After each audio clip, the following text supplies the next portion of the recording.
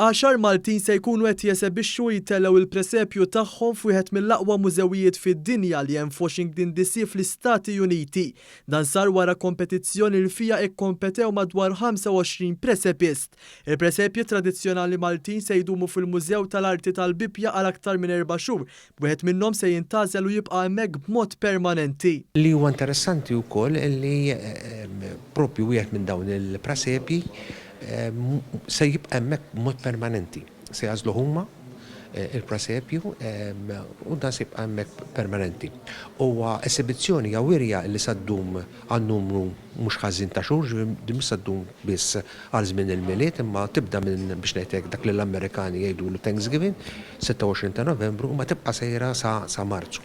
Il-Ministru għall-Kultura José Herrera qal li esibizzjoni bħal din se tkompli tolli jisem Malta fuq livell internazzjonali din id-darba f'kontinent li lin mill-Ewropa. Se jkollhom l-opportunità jitilgħu ġew Washington ġew wieħed mill-iktar mużewijiet magħrufa fid-dinja u jkollhom il-presepju tagħhom eżebit għal xi 4 xhur sħaħ.